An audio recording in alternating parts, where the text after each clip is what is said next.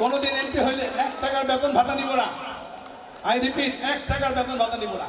কোনোদিন যদি আপনারা জীবনে 1 টাকার কোন রকম দুর্নীতি আমার মাধ্যমে পান, no no no no no slogan please, no slogan. যদি আমার 1 টাকার দুর্নীতি আপনার জীবনে বের করতে পারেন, আপনাদের সামনে ওয়াদা, within 1 hour resignation letter submit করে দিব। ঠিক আছে না? 1 ঘন্টার মধ্যে। কারণ আমার জীবনে এই দুর্নীতি বা কাউকে আমি দুর্নীতি হেল্প করবো এরকম ভাবার কোনো কারণ নাই। তবে আপনারা জানেন বাংলাদেশে যে অবস্থা এখন, বাংলাদেশের যেই রকম মাদক ঢুকেছে, যেই রকম দুর্বৃত্তায়ন হয়েছে, যে পরিমাণ চাঁদাবাড়ি যে বেড়েছে, তাতে ঘরে বসে থাকা খুবই কঠিন হয়ে যাচ্ছে।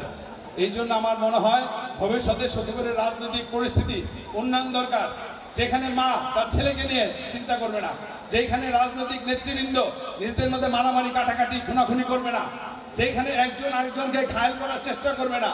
আমরা একটি সুখী সমৃদ্ধ, তাই না, মানবিক সুখীপুর চাই, মানবিক বাসায় চাই, যেখানে মা তার ছেলেকে নিয়ে টেনশন করতে হবে না, যেখানে ভাই তার বোনকে নিয়ে টেনশন করবে না বিকালে বের হলে। No no no please please please please please কথা বলতে দেন। আমি স্লোগানে বিশ্বাসী না। আমি কথা বলতেছি, পারলে কোনো সাংবাদিক ভাই লিখবেন, কালকে আমার কাছে সিগনেচার নেবেন। বিকজ আমি কথা এবং কাজ কমিটমেন্ট মেনটেন করতে চাই। আমি যেটা বলতেছিলাম, আমাদের এলাকায় প্রচুর যুবক ভাইরা আছে, আমরা বিদেশি একটা ফ্রি ট্রেনিং সেন্টার করে দিতে চাই। খুব আমাদের টাকায় আমরা একটা ফ্রি ট্রেনিং সেন্টার করে দিব। কারণ আমার মনে আছে আমি সিঙ্গাপুরে গিয়েছি, আমি গতকাল রাতে সিঙ্গাপুর থেকে এসেছি আপনাদের জন্য। আমি যখন ইটালিতে ছিলাম তখন আমি দেখেছি প্রচুর সখীপুরের ছেলেদেরকে পেয়েছি। সে একটি ভালো ট্রেনিং সেন্টার করে দিতে পারলে, যদি সুন্দরভাবে আমাদের ছেলেরা বিদেশে যেতে পারে, তাদের আর্নিং, আমাদের সখীপুর উন্নয়ন, বাবা মার চোখে শান্তি হবে। আর একটি মাদক আসক্ত ছেলে, তার বাবা মা জানে তাদের কষ্টের সীমাটা কোন পর্যন্ত যায়, তাই না? সামান্য কিছু লোভের জন্য, সামান্য কিছু চাঁদার জন্য আমরা সমাজকে বিক্রি করে দিচ্ছি এই মাদক আসক্তি বা মাদক কারবারিদের কাছে।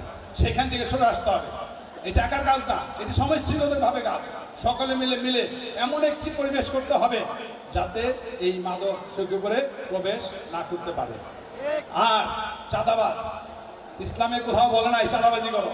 ইসলামে ভিক্ষাবৃত্তিকে সাপোর্ট করে নাই, চাঁদাবাজিকে সাপোর্ট করে নাই। চাঁদাবাজি করার চেয়ে ভিক্ষাবৃত্তি করা ভালো। কে চাঁদাবাজি করে, কেন করে, এটা আপনারা ভালো করে জানেন। আমরা চাঁদাবাজ মুক্ত একটু সখীপুর চাই। আমি পলিটিক্স নিয়ে শুধু একটি কথা বলতে চাই, আমি ইলেকশন করব কি করব না এই ডিসিশন আপনারা নেবেন। কে নেবে? সখীপুরের মানুষ। সমাজ সংসার ভালো করতে হইলে নিজেকে ভালোবাসতে হবে। কাকে ভালোবাসতে হবে? নিজেকে।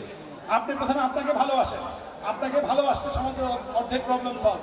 আপনি যখন আপনাকে ভালোবাসবেন, এরপরে ভালোবাসাটা কার? পরিবারের প্রতি। তারপরে ভালোবাসবেন আল্লাহকে, আপনার সৃষ্টিকর্তাকে। তারপরে সখীপুরবাসীকে ভালোবাসেন, তারপরে বাংলাদেশকে ভালোবাসেন। সমস্ত প্রবলেম সলভ। আর সুখে দুঃখে সবসময় আমি আপনাদের সাথে আছি, এটা গ্যারান্টেড। ভবিষ্যতে থাকবো।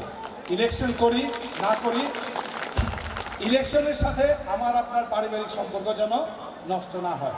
আমার সাথে ভোটের সম্পর্ক না আপনাদের। অনেকে বলে যিনি অনেক দান দক্ষিণা করেছেন বিনিময়ে কি ভোট দিতে হবে? নো। আমি আবারও বলি, ভোট দিতে হবে না। আপনারা আমাদের কাছ থেকে নিয়ে অন্য কাউকে ভোট দিলে আমার কোনো আপত্তি নাই। আবারও বলি, আমরা হয়তো একটা কম্বল দিয়েছি, ঈদে হয়তো খাবার একটা প্যাকেট দিয়েছি, আপনি অন্য কাউকে ভোট দিতে যাচ্ছেন, নির্দ্বিধায় দিবেন।